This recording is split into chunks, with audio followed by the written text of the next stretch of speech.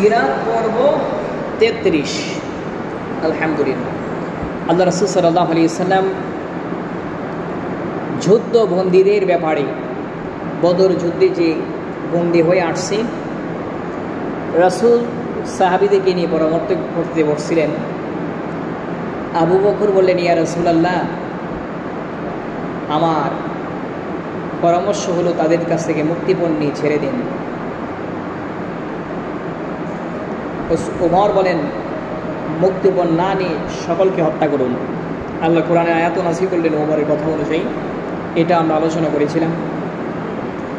যখন রাসূল তার পরামর্শ সবার মধ্যে সিদ্ধান্ত হয়ে গেল, সবার কাছ থেকে, সত্যজোট কাছ থেকে মুক্তিপণ নিয়ে তাদেরকে ছেড়ে দেওয়া হবে, এই সিদ্ধান্ত যখন রাসূল নিলেন, আল্লাহর হাবিব রাহমাতুল লিল আলামিন সাহাবীদেরকে বলে দিলেন, সবাইকে যেন বলে দেয়, যুদ্ধবন্দী সবাইকে বলে দিলেন 4000 দিরহাম নিয়ে তাদের কাছ থেকে ছেড়ে দিতে হবে, তাদেরকে ছেড়ে দেওয়া হবে।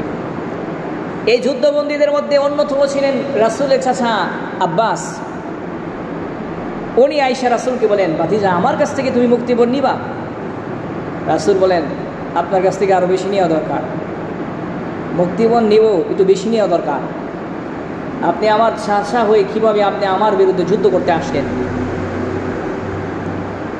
তো ভাতিজা, বাড়িতে তো কিছু রেখে আসি নাই।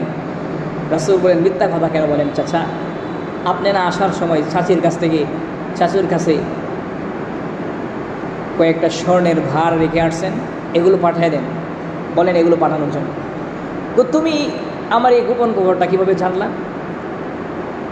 এটা তো আমি ঘরের ভিতর আমার স্ত্রীর সাথে গোপনে কথা বলেছিলাম, তাকে লুকাইয়া কয়েকটা স্বর্ণের ভার দিয়ে আসছি। এটা তুমি কীভাবে জানো এই গোপন কথা?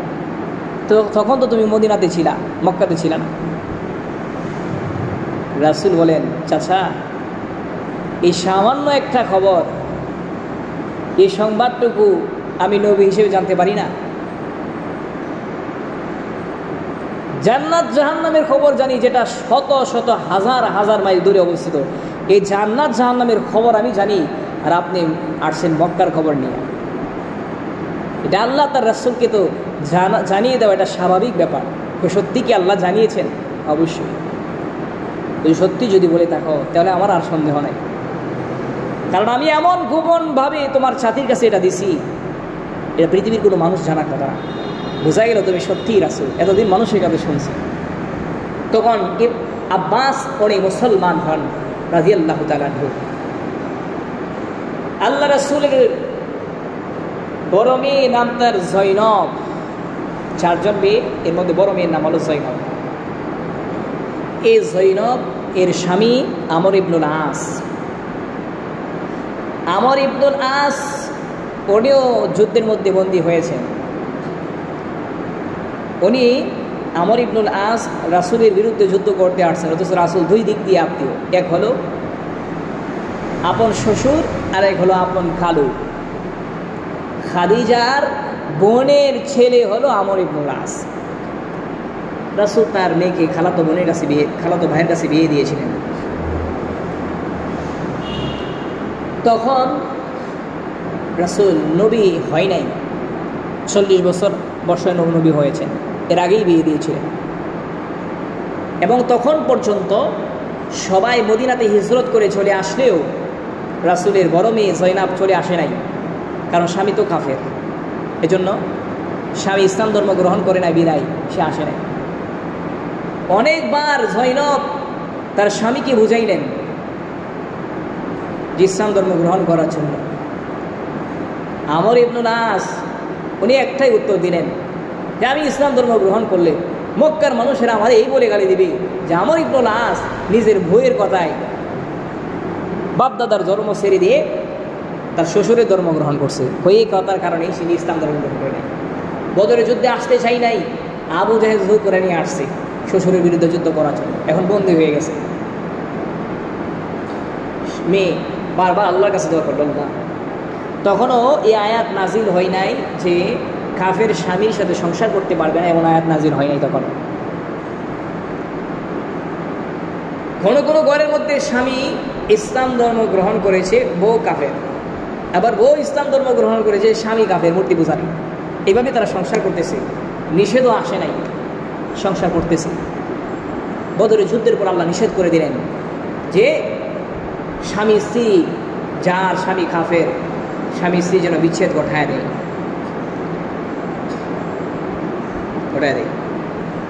যখন যুদ্ধ করতে আসছে জয়নাব তখন আল্লাহর কাছে দোয়া করেন, আল্লাহ আমার স্বামীকেও হেফাজত করো, আমার পিতাকেও হেফাজত করো। আল্লাহ তার দোয়া কবুল করেছেন। রাসূল বিজয়ী হয়েছেন, তার স্বামী রাসূলের হাতে নিহত হয় নাই, বরং বন্দী হয়েছেন।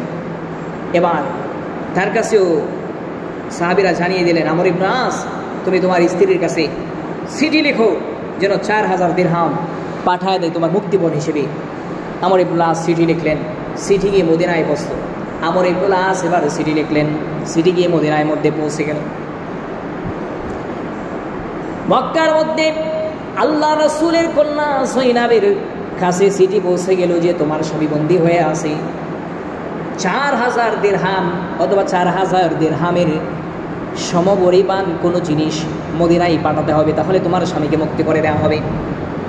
চিঠিতে জয়নাব তার গলার হাতটাকে বক্সের ভিতরে ভরে মদিনায় পাঠায় দেয় রাসূলের কাছে।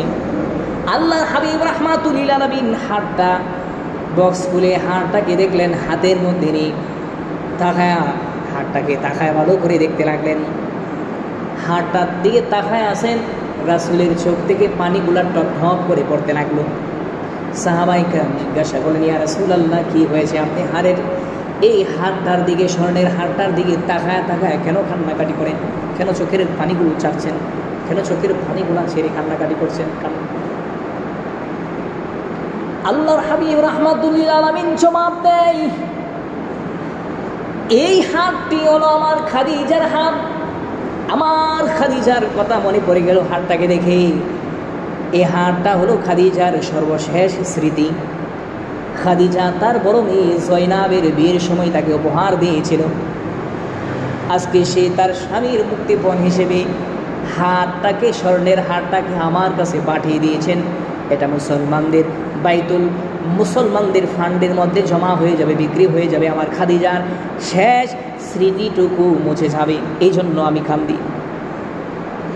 সাহাবায়ে কেরাম বলেন, ইয়া রাসূলুল্লাহ, এই হাতটাকে নেওয়ার প্রয়োজন নাই, ফেরত দিয়ে দেন। মুক্তিপণ চাই আপনার মেয়ের জামাই আমর ইবনুল আসকে মুক্ত করে দেন। আল্লাহর হাবিব তখন আমর ইবনুল আসকে মুক্ত করে দিলেন, আর শর্ত করলেন, তুমি বাড়িতে চলে যাও। আল্লাহ আয়াত নাযিল করে জানিয়ে দিয়েছেন যে স্বামী আর স্ত্রী যদি মুসলমান হয় তাহলে তাদের সংসার করা যাবে না। সুতরাং আমার মেয়ে মুসলমান আর তুমি কাফের, সুতরাং তুমি আমার মেয়েকে তালাক দিয়ে মক্কা মদিনাতে তুমি পাঠায় দাও। এই শর্তে তোমাকে মুক্তি দেওয়া হলো। আমর ইবনুল আস মক্কাতে চলে গেলেন। সেখানে গিয়ে একটা উটের মধ্যে ফাটিয়ে দেওয়া হলো। একটা উটের মধ্যে উঠাইয়া জয়নাব রাদিয়াল্লাহু তাআলা আনহুকে পাঠায় দিল। বদর যুদ্ধের মধ্যে কাফেরদের 70 জন ব্যক্তি নেতা নিহত হয়েছে। মুসলমানদের হাতে নিহত হওয়ার কারণে প্রতিশোধের আগুন তাদের অন্তরে ধাউ ধাউ করে জ্বলে উঠল। প্রতিশোধ নেওয়ার জন্য তারা রাস্তা খোঁজে। আর এই দিক দিয়ে তারা শুনতে পারলো যে রাসূলের মেয়ে জয়নাব মক্কা থেকে মদিনার উদ্দেশ্যে রওনা হয়ে গেছে। হিমার বিন আসওয়াদকে কাফেররা কন্টাক্ট করলো তাকে রাসূলের কন্যাকে হত্যা করার জন্য। আল্লাহর হাবিবের কন্যা যখন রওনা হয়ে গেলেন, মক্কা থেকে বের হয়ে মদিনার দিকে অনেক দূর চলে আসছেন। হিমার বিন আসওয়াদ ঘোড়ার মধ্যে উঠে বড় একটা বর্শা নিয়ে তার পিছন পিছন তাকে দাওয়া করতে লাগলেন। দ্রুতগামী ঘোড়া দিয়ে জয়নাবের কাছাকাছি চলে আসছে। জয়নাব রাদিয়াল্লাহু তাআলা আনহুর কাছে গিয়ে বলেন, জয়নাব, আর একটা কদম সামনে আগাবা না, তুমি কোথায় যাও? জয়নাব জবাব দেয়, আমি আমার পিতার কাছে চলে যাই। হিমার বিন আসওয়াদ ডাক দিয়ে বলেন, জয়নাব, তুমি মক্কাতে যাও, মক্কা ছেড়ে মদিনায় চলে যাও, আমাদের আপত্তি নাই, তবে মক্কার মানুষের সামনে দাঁড়ায় ঘোষণা করতে হবে মক্কার মধ্যে তোমার পিতা মুহাম্মদের কালিমাটুকু মক্কাতে রেখে যেতে হবে। মক্কার মানুষের কাছে ঘোষণা দিতে হবে যে তুমি ইসলাম ধর্ম ত্যাগ করেছো। এই ঘোষণা দিয়ে তুমি মদিনার উদ্দেশ্যে যেতে পারবা। যায়নাব রাদিয়াল্লাহু তাআলা আনহু জবাব দেন, ও হিমার, তুমি আমাকে হত্যা করে টুকরা টুকরা করে ফেলতে পারো, আগুনে জ্বালিয়ে দিতে পারো, ফাঁসি ঝুলাইতে পারো, কিন্তু কখনোই আমি ঝুলাইতে পারো, কখনোই আমি আমার পিতার কালিমাটুকু ত্যাগ করতে পারি না, এই ঘোষণা আমি দিতে পারবো না। এই কথা বলি উনি মদিনার দিকে রওনা হয়ে যায়। পিছন দিক দিয়া হিবার ইবনে আসওয়াদ বর্ষা দিয়ে জয়নাবের দিকে বর্ষাটা ছুড়ে মারে। বর্ষাটা কি জয়নাবের বাহু দিয়ে ঢুকে আর এই সামনে দিক দিয়ে বের হয়ে পড়ে। ওটির উপরে টিকে থাকতে পারে নাই, ওর থেকে নিচে পড়ে গেছে, নিচে বড় একটা পাথরের মধ্যে পড়ে গেল। জয়নাবের মাথা থেকে রক্ত ঝরতে শুরু করলো। জয়নাব তখন তার গর্ভে সন্তান ছিল, গর্ভে সন্তান জন্ম হওয়ার আগেই, সন্তান জন্মের সময় হওয়ার আগেই সন্তান প্রসব হয়ে গেছে।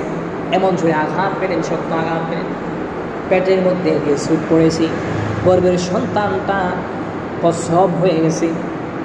এইভাবে যায়নাব রাদিয়াল্লাহু তাআলা আনহুকে হিমার বিন আসওয়াদ শহীদ করে দিলেন। জিবরাইল যখন রাসূল সাল্লাল্লাহু আলাইহি সাল্লামের কাছে সংবাদটুকু নিয়ে গেলেন, আল্লাহর হাবিব রাহমাতুল লিল আলামিন এই সংবাদটুকু শুনে তার কলিজা ভাগ ভাগ হয়ে যায়, কষ্টে তার অন্তরটা চুলচির হয়ে যায়। আল্লাহর কাছে দোয়া করলেন, আল্লাহ আমার মেয়েটাকে কোনোভাবে তুমি মদিনায় পাঠায় দাও। জয়রাম তখন পানি পানি বলে চিৎকার করতে লাগলেন। মরুভূমির উটের একটা বৈশিষ্ট্য হলো সেই উট 1 মাস পর্যন্ত খাবার পানি তার নিজে ফেটে জমা করে রাখতে পারে। তখন তার মুখ দিয়ে পানি ছাড়তে লাগলো। জয়নাব পানি খেয়ে কিছুটা স্বস্তি হলো। এবার নিজের উটের মধ্যে নিজের পিঠে উঠাইলেন, জয়নাবকে উঠায়া মদিনার দিকে রওনা হয়ে গেলেন। রাসূল অস্থির, আমার মেয়েটার সাথে কাফেররা কি ব্যবহার করলো। দূর থেকে দেখায় দেখেন উট আসতেছে, তার পিঠের মধ্যে আহত অবস্থায় তার মেয়েটা। কাছাকাছি আসলেন, নামাইলেন এবং জয়নাবকে চিকিৎসা করলেন রাসূল। কিন্তু জয়নাব কয়েকদিন পরেই জয়নাব শাহাদাত বরণ করলেন। আল্লাহ রাসূল এই ঘটনার কারণে অনেক কষ্ট পাইলেন, অন্তরে অনেক ব্যথা পাইলেন। এটা হলো 2য় হিজরির ঘটনা। 2য় হিজরির আরেকটা উল্লেখযোগ্য একটা ঘটনা হলো রাসূলের ছোট্ট মেয়ে ফাতেমা রাদিয়াল্লাহু তাআলা আনহা, ওনার বিয়ের জন্য রাসূল ঘোষণা দিলেন মসজিদে দাঁড়ায় যে আমার মেয়ে ফাতেমাকে বিয়ে দিতে চায়। যে ফাতেমা সম্পর্কে রাসূল বলেছেন সাইয়্যিদাতুল নিসাই আহলিল জান্নাহ, আমার মেয়ে ফাতেমা জান্নাতের মহিলাদের সর্দারনী হবে। 4 মেয়ের মধ্যে রাসূলের ফাতেমার চাল চলন, গঠন, আকৃতি আল্লাহ রাসূলের সাথে খুব তার মিল ছিল। রাসূল এই জন্য মেয়েটাকে খুব বেশি পছন্দ করতেন, দেখতেও রাসূলের মতন হয়েছে। আল্লাহ রাসূল সাল্লাল্লাহু আলাইহি ওয়াসাল্লাম যখন ঘোষণা দিলেন, মদিনার এমন কোনো সাহাবী ছিল না যারা বিয়ের উপযুক্ত। সব সাহাবায়ে কেরাম, ধনাঢ্য থেকে গরিব সাহাবী, সবাই রাসূলের কাছে বিয়ের প্রস্তাব দিলেন। রাসূল কারো প্রস্তাব গ্রহণ করে নাই। আশেপাশে রাজা বাদশার ছেলেদের বিয়ের প্রস্তাবও রাসূলের কাছে দিয়েছেন, যেমন একজন লোকের সাথে আত্মীয় করা সৌভাগ্যের ব্যাপার। কিন্তু আল্লাহ রাসূল সাল্লাল্লাহু আলাইহি ওয়াসাল্লাম কারো প্রস্তাব গ্রহণ করে নাই। আবু বকর, উসমান দুইজনে মিলে আলীকে বলতেছে, আলী সবাই তো প্রস্তাব দিয়েছেন, মনে হয় আল্লাহ রাসূল সাল্লাল্লাহু আলাইহি ওয়াসাল্লাম তোমার জন্য অপেক্ষা করছেন, এটা আমাদের মনে হয়। এক কাজ করো আলী, তুমি রাসূলের কাছে একটা প্রস্তাব দেও। আলী কই, সম্ভব না, আমার বাড়ি ঘর ধন সম্পদ বলতে কিছুই নাই, লোক হিসেবে দেখতেও আমি বেশি সুন্দর না, কাটো মুঠা কালো, দেখতেও আমি সুন্দর না, টাকা পয়সাও নাই, রাসূল কি জন্য দিব। এরপরে আবু বকর, উসমান দুইজনে বলে একটা প্রস্তাব দিয়েই দেখো না, জোর করে পাঠালেন রাসূলের কাছে। আলী রাদিয়াল্লাহু তাআলা রাসূলের কাছে গিয়ে গেলেন, সালাম দিলেন। সালাম আলাইকুম রাসূলের একটা কথা ছিল। রাসূল সালামের জবাব দিয়ে উপরে দেখালেন, আলী কি কথা বলতে চাও। তাকায় দেখে আলী আর জাগাত নাই, আলী দিছে দৌড়। বাইরে আবু বকর আর উসমান দাঁড়ানো, তারা দুজন আলীকে বললো, আলী রাসূলের কাছে প্রস্তাব দিয়েছো, সম্ভব না। এতটুকু সাহস আমার ভিতরে নাই যে আমি রাসূলের কন্যার বিয়ের প্রস্তাব দিব, এটা এতটুকু সাহস নেই ভাই, আমার পক্ষে সম্ভব না। কিছুদিন পরে আবার আল্লাহ রাসূল সাল্লাল্লাহু আলাইহি সাল্লামের সাহাবী আবু বকর এবং উসমান আবার পাঠালেন, যাও আজকে গিয়ে একটা প্রস্তাব দাও, সাহস করো। এই দিন ওই একই অবস্থা, সালাম দিয়ে দৌড়তে চলে আসে, কথা বলতে পারে না। কয়েকদিন এমন করার পরে আরেক দিন আবু বকর এবং উসমান দুইজনে ধরলেন, আজকে তোমাকে বলতেই হবে, যাও রাসূলের কাছে গিয়ে প্রস্তাবটা দেও। সকালবেলা গিয়ে রাসূলের কাছে বসছে, রাসূলের একটা কথা ছিল, এ কথা বলার সাথে সাথেই রাসূল আলীর হাত ধরে ফেললেন, আলী আজকে না বললে তোমাকে ছাড়বো না। যখন আলীর হাত ধরলেন, দূর থেকে আবু বকর উসমান দেখলেন যে আজকে রাসূল আলীর হাত ধরে ফেলছে। আবু বকর উসমান এবার আস্তে করে তারা দুজন বাড়িতে চলে গেছে, আলীকে বিপদে বাড়াইয়া। আল্লাহর হাবিব বলেন, আলী আজকে যদি না বলো ছাড়বো না। ইয়া রাসূলুল্লাহ, ভিতরে সাহস নাই। ইয়া রাসূলুল্লাহ, আমার অন্তরে এতটুকু সাহস নাই যে আপনার কাছে এই কথাটুকু বলবো। কি জন্য বারবার আসো বলো না? ইয়া রাসূলুল্লাহ, বলতে আসে কিন্তু ভিতরে সাহস নাই।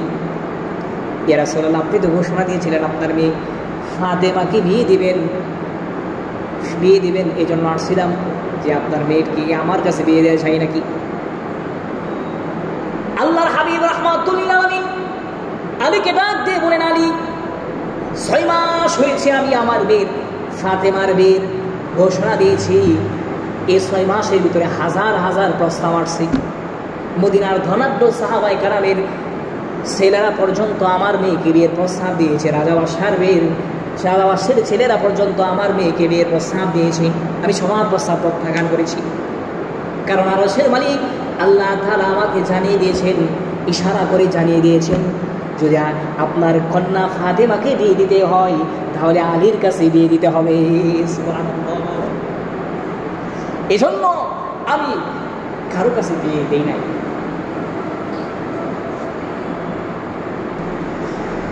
এই জন্য আমি কারো কাছে বিয়ে দেই নাই। তো রাসূল সাল্লাল্লাহু আলাইহি ওয়াসাল্লাম বলেন, আলী তুমি বিয়ে প্রস্তাব দিয়েছো আমার মেয়ের কাছে গিয়ে এটা বলতে হবে, আমার মেয়ে রাজি কিনা এটাও জানতে হবে। মেয়ের কাছে গেলেন যে আমার চাচাতো ভাই আলী তোমাকে বিয়ের প্রস্তাব দিয়েছেন, তুমি রাজি কিনা। ফাতেমাকে 1, 2 বার 3 বার বললেন, ফাতেমা জবাব দেয় না, চুপ করে বসে আছেন, লাজুক ছিলেন, হ্যাঁ বা না জবাব দেয় না। রাসূল বুঝতে পারলেন যে ফাতেমাও রাজি, কারণ নীরবতাই সম্মতির লক্ষণ। কুমারী নারীর কাছে যদি বিয়ের প্রস্তাব দেওয়া হয়, সে যদি চুপ থাকে তাহলে বোঝা গেল সে রাজি। রাসূল নিজের আপন চাচাতো ভাইয়ের কাছে মেয়েকে বিয়ে দিয়েছে। এখানে একটা মাসআলা শুনবো, কোনো মেয়েকে তার চাচার কাছে, শাস্তল মামার কাছে বিয়ে দেওয়া যায়। এটা সমাজে যদিও এটাকে অ্যাকসেপ্ট করে না, অনেক সময় মনে করে যে মামা ডাকছে এতদিন বিয়ে দিবে কীভাবে, এতে সমস্যা নাই, ইসলাম এটাকে নাজায়েজ মনে করে না। রাসূল নিজের চাচাতো ভাইয়ের কাছে মেয়েকে বিয়ে দিলেন। ফাতেমার তো শাস্তল চাচা লাগে আলীর কাছে বিয়ে দিলেন। তো রাসূল আলীকে বলেন, আলী বিয়ে করবা, দেনমোহর পরিশোধ করতে হবে। এক কাজ করো, তোমার কাছে কি কোনো সম্পদ টাকা পয়সা আছে? কারণ দেনমোহর ছাড়া বিয়ে হয় না, দেনমোহর অবশ্যই নগদ পরিশোধ করতে হবে। আলী বললেন, ইয়া রাসূলুল্লাহ, আমার কাছে একটা তরবারি আছে আর একটা যুদ্ধের ঢাল আছে, যুদ্ধ করতে যে আঘাত ফিরাইতে একটা ঢাল, গেট, এইগুলো আছে। রাসূল কয়েক কাজ করে এগুলো বিক্রি করে দেওয়া যায়, বিক্রি করে দিয়ে যে টাকা পয়সা হবে এগুলো দিয়ে তুমি আমার মেয়ের মোহর পরিশোধ করবে। হযরত আলী রাদিয়াল্লাহু তাআলা আনহু বাজারে বিক্রি করার জন্য সকালবেলা এগুলো নিয়ে রওনা হয়ে গেলেন। পথের মধ্যে হযরত উসমানের সঙ্গে দেখা হয়ে গেল। উসমান জিজ্ঞাসা করে, আলী সকালবেলা এত সকাল সকাল কোথায় যাও? আলী বললেন, এই যে আমার তরবারি এবং আমার যুদ্ধের ঢাল বাজারে বিক্রি করার জন্য যাই। আলী রাদিয়াল্লাহু তাআলা উসমান বলেন, কেন এগুলো বিক্রি করবা? কয়, রাসূলের কন্যা তোমরা যে আমাকে বিয়ের প্রস্তাব দিয়ে পাঠিয়েছিলে, আল্লাহ রাসূল সাল্লাল্লাহু আলাইহি সাল্লাম রাজি হয়েছেন। তোমার শালী ফাতেমা, রাসূলের কন্যা, তোমার শালী রাসূলের মেয়ে ফাতেমাকে বিয়ে করব, মোহর পরিশোধ করার জন্য এগুলো বিক্রি করতে চাই। ওসমান কই, এগুলো কত বিক্রি করবাম? আলী রাদিয়াল্লাহু তাআলা বলেন, 400 দিরহামে বিক্রি করতে চাই। উসমান বলেন 400 দিরহাম হযরত উসমান দিয়ে দিলেন, আর বলেন আমাকে দিয়ে দাও। টাকাগুলা গুনতে গুনতে যখন আলী বাড়ির দিকে চলে যাচ্ছে, পিছন দিক দিয়ে উসমান ডাকতে বলেন, আলী, তোমার নিজের শেষ সম্বলটুকু বিক্রি করে দিলা মোহর পরিশোধ করার জন্য। তুমি তো যোদ্ধা, তুমি একজন যোদ্ধা, মুসলমানদের একটা যোদ্ধা, তোমাকে ঢাল এবং তরবারি ছাড়া তোমাকে সুন্দর দেখাই না। এক কাজ করো, টাকাগুলো নিয়ে যাও, আর আমি উসমান তোমার বিয়ের মধ্যে এই ঢাল এবং তরবারিকে তোমার জন্য উপহার দিয়ে দিলাম। সুবহানাল্লাহ, উপহার দিয়ে দিলেন, কিনলেন, উপহার দিলেন। রাসূলের কাছে গেলেন, রাসূল কয়, আল্লাহ রাসূল সাল্লাল্লাহু আলাইহি ওয়াসাল্লাম কয়, কি আলী, ঢাল তরবারি বিক্রি করতে পারলা না? কি রাসূলুল্লাহ, বিক্রি করে দিছি। তাহলে এগুলো আবার কোথা থেকে আসলো? যিনি কিনছেন উনি আবার আমাকে ফেরত দিয়ে দিয়েছেন। রাসূল বলেন, কে ক্রেতা? কে? কই রাসূলুল্লাহ, আপনার বড় মেয়ের জামাই উসমান, আপনার মেয়ের জামাই উসমান। তো আর বিক্রি করার জন্য আর মানুষ পাইলা না, ওসমানের কাছে বিক্রি করলে তো ওসমান আবার ফেরত দিয়েই দিবে। রাসূল খুশি হলেন, আলীও খুশি হলেন। আলীর কাছে আরও সাহাবায়ে কেরাম হাদিয়া দিলেন, সব মিলে 500 দিরহাম বিয়ের দেনমোহর নগদ পরিশোধ করলেন। এখান থেকে একটা মাসআলা শুনি আমরা, বিয়ের মোহর নগদ পরিশোধ করতে হয়। বিয়ের মোহর পরিশোধ করা ফরজ, এটা আবশ্যক, অবশ্যই আদায় করতে হবে। স্বামীর জন্য 1 নম্বর কাজ হলো বিয়ের মোহর পরিশোধ করা। অথচ আমরা এটা বাকিতে ফালায় রাখি, এটা বাকির খাতার মধ্যে সবসময় ফালায় রাখি। নগদ কেউ দিলে দেয়, কিছু দেয়। খুব কম মানুষ আছে বিয়ের মধ্যে নগদ মোহর দিয়ে বিয়ে করে, এমন অনেক কম মানুষই আছে। অথচ এটা রাসূল এবং সাহাবীরা সবাই যখন বিয়ে করেছেন নগদ মোহর দিয়ে বিয়ে করেছেন। এটা আমাদের সমাজে প্রচলিত নাই। অনেকে বিয়ে করছে, চুলদারি পেকে গেছে, বুড়া হয়ে গেছে, এখনও স্ত্রীর মোহর ধরছে, এখনও যে স্ত্রীর মোহর আদায় করে নাই। স্ত্রীকে স্পর্শ করাই তো জায়েজ নাই, মোহর পরিশোধ করা ব্যতীত স্ত্রীকে স্পর্শ করাই জায়েজ নাই। এই স্ত্রীর হক অবশ্যই তাকে আদায় করে দিতে হবে। যদি কোনো স্বামী আদায় না করে, মৃত্যুর আগ পর্যন্ত স্ত্রীর হক মোহর আদায় না করে স্বামী মারা যায়, হাসরের ময়দানে এই স্বামী জিনাকারীদের খাতারে দাঁড়াবে। এক্ষেত্রে আমরা অনেক অবহেলা করি। অথচ ইসলামের ব্যাপারে কঠোর, অবশ্যই আদায় করে দিতে হবে স্ত্রীর মোহর, এবং নগদ আদায় করতে হবে, নগদ আদায় করতে হবে। এটা স্ত্রীর সম্পূর্ণ পাওনা। এই টাকা দিয়ে স্ত্রী ইচ্ছা করলে নিজের প্রয়োজনে খরচ করতে পারে, পিতামাতাকে দিয়ে দিতে পারে, যা খুশি তা কিছু করতে পারে। এই টাকার হিসাবও স্বামী নিতে পারবে না। হাদিসে এমনও আসছে, এই টাকা দিয়ে যদি স্ত্রী ব্যবসা করতে করতে কোটিপতি হয়ে যায়, এই টাকা স্বামীর জন্য আত্মসাৎ করা, স্বামী স্ত্রীর থেকে এই টাকার প্রতি লোভ করতে পারবে না। ওই টাকা স্বামী খরচ করতে পারবে না, স্ত্রী দিলে খরচ করতে পারবে না। তাহলে এই ব্যাপারে আমাদের অনেক অবহেলা। আমরা এখনও যারা আমাদের স্ত্রীদের মোহর পরিশোধ করি নাই, আজকেই গিয়ে কথা বলবো, তাদেরকে যেভাবেও মোহরগুলা পরিশোধ করব, প্রয়োজনে মাসের কিস্তিতে দিয়ে দিয়ে মোহর পরিশোধ করতে হবে, যে আমি মাসে মাসে তোমাকে এত টাকা দিয়ে দিব। মোহর আদায় না করলে সেই স্বামী হাসরের ময়দানে কিন্তু জিনাকারীদের স্ত্রীকে অবৈধভাবে সে গ্রহণ করেছে, বৈধ হয় নাই, স্ত্রী তার জন্য বৈধ হয় নাই। এই জিনিসটার প্রতি আমরা খেয়াল রাখবো। আর যারা নতুন বিয়ে করবেন, অবশ্যই নগদ মোহর দিয়ে বিয়ে করার চেষ্টা করবেন।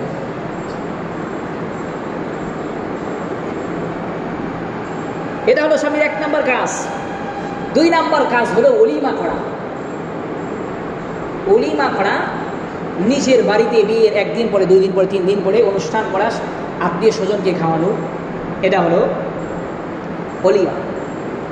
কিন্তু আমরা ওলিমা বাদ দিয়ে এখন বেশিরভাগই করে কি, ওলিমা করলে করুক, না করলে নাই, যেটাকে আমরা বউবাত নাম দিয়েছি। বউবাত বলবো না আমরা, সেটাকে ওলিমা বলবো।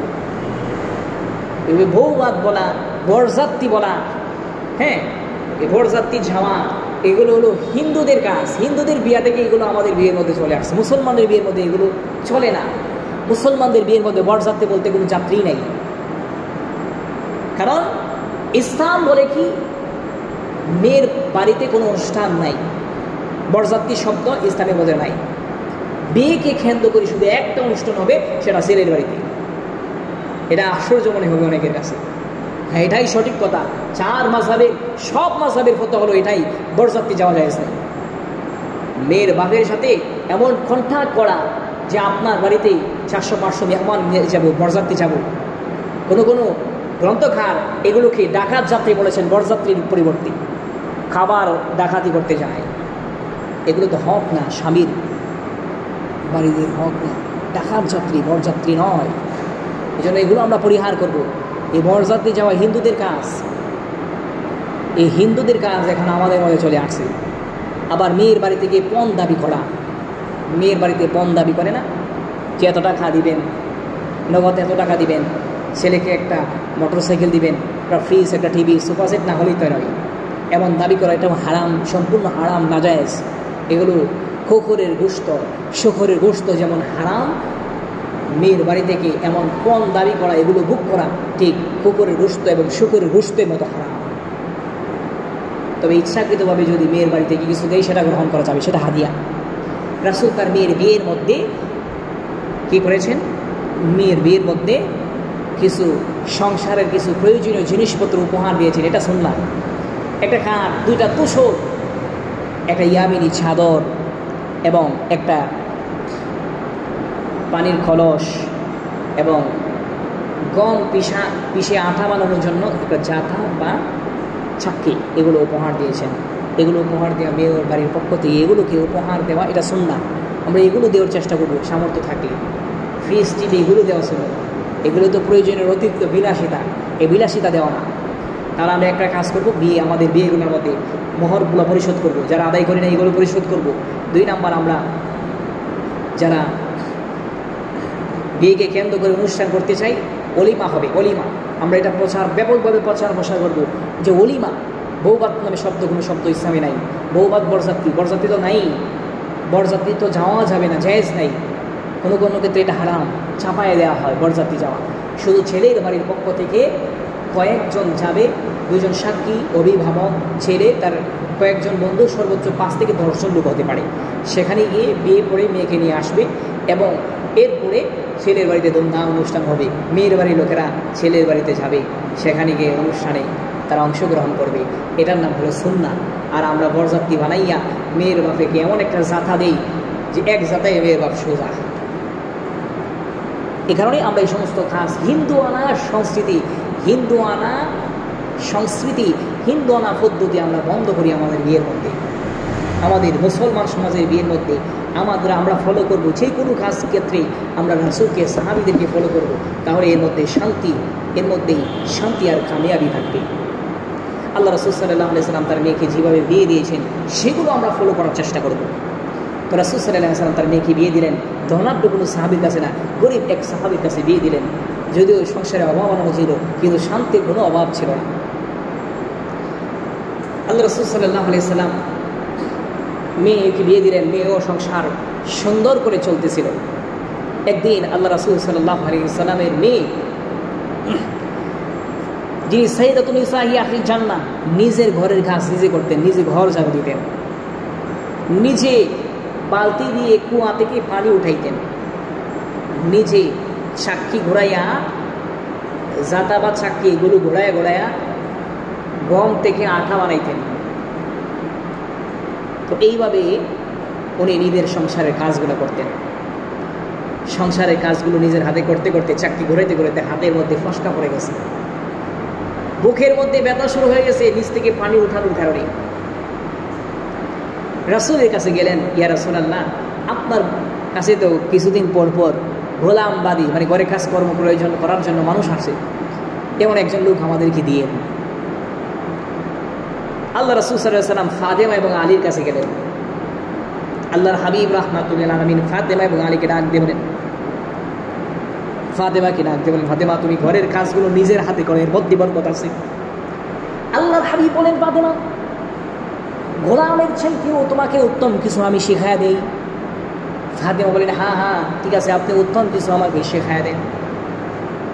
ফাতেমা, আল্লাহ রাসূল বলেন, তোমরা যখন ঘুমানোর জন্য যাবে ঘুমানোর আগে 33 বার সুবহানাল্লাহ, 33 বার আলহামদুলিল্লাহ, 34 বার আল্লাহু আকবারগুলো তাসবিহগুলো পাঠ করবে। 108 তাসবিহ যদি পাঠ করো, তোমাদের সংসারের যত কষ্টের কাজ হোক না কেন এই কাজগুলোকে আল্লাহ তাআলা সহজ করে দিবেন। সুবহানাল্লাহ। ঘুমানোর আগে 5 ওয়াক্ত নামাজের পরে তো আমরা পড়বই, কিন্তু ঘুমানোর আগে এটা আমরা পড়ার চেষ্টা করবো, তাহলে সংসারের সমস্ত কাজ আমাদের জন্য সহজ হয়ে যাবে। আর একটা একই তাসবিহ একটু অন্য সিস্টেমে পড়ার জন্য আরেকটা হাদিসের মধ্যে পাওয়া যায়। আবু দাউদ শরীফের 1504 নম্বর হাদিসের বর্ণনা। আল্লাহর হাবিবের সাহাবী আবু যর রাদিয়াল্লাহু তাআলা আনহু থেকে বর্ণিত।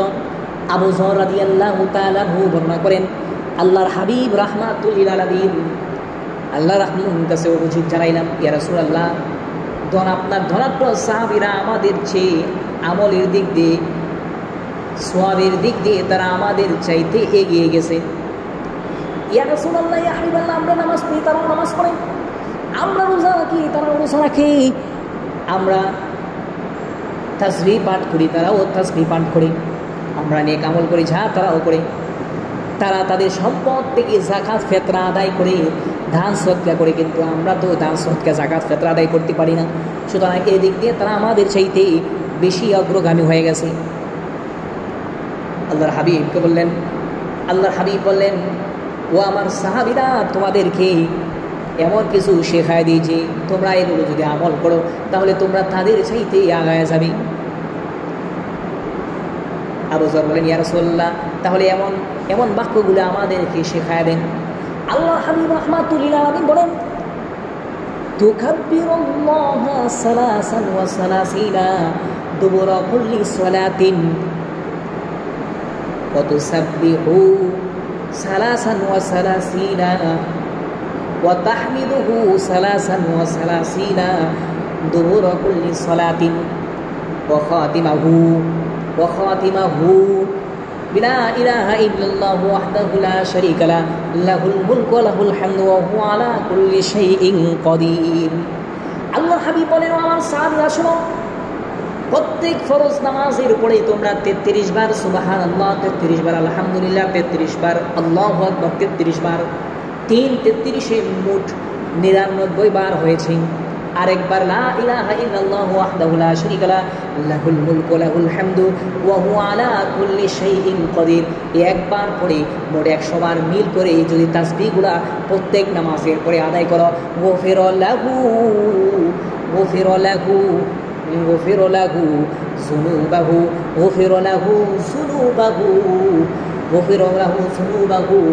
মিসলা দুবুরি মিসলা জাবাদিল বাহরি। আল্লাহর হাবিব বলেন, এই তাসবিহগুলো যদি নিয়মিত কেউ আদায় করে, 33 বার সুবহানাল্লাহ, 33 বার আলহামদুলিল্লাহ এবং 33 বার আল্লাহু আকবার, আরেকবার লা ইলাহা ইল্লাল্লাহ লাহুল মুলকু ওয়া লাহুল হামদু ওয়া হুয়া আলা কুল্লি শাইইন, একবার আদায় করে মোট 100 বার যদি প্রত্যেক ফরজ নামাজের পরে আদায় করে, আল্লাহ তাআলা তার জীবনের গুনাহগুলো মাফ করে দিবেন। তার জীবনের গুনাহ যদি যে আদায় করবে তার জীবনের গুনাহ যদি সমুদ্রের ফেনা পরিমাণ হয়ে থাকে, আল্লাহ তাআলা সমুদ্রের ফেনা পরিমাণ গুনাহগুলোকে মাফ করে দিবেন। সুবহানাল্লাহ। তাহলে আমরা এই 33 আর একবার লা ইলাহা ইল্লাল্লাহ, লা ইলাহা ইল্লাল্লাহ, লা ইলাহা ইল্লাল্লাহ, লা ইলাহা ইল্লাল্লাহ ওয়া লাহুল হামদু ওয়া লাহুল লা ইলাহা ইল্লাল্লাহ, লা ইলাহা ইল্লাল্লাহ ওয়াহদাহু লা শারীকা লাহু লাহুল মুলকু ওয়া লাহুল হামদু ওয়া হুয়া আলা কুল্লি শাইইন কাদির। এই দোয়াটা আমরা শিখে নিব, তাহলে আমরা আমাদের জীবনে অনেক কিছু অর্জন করতে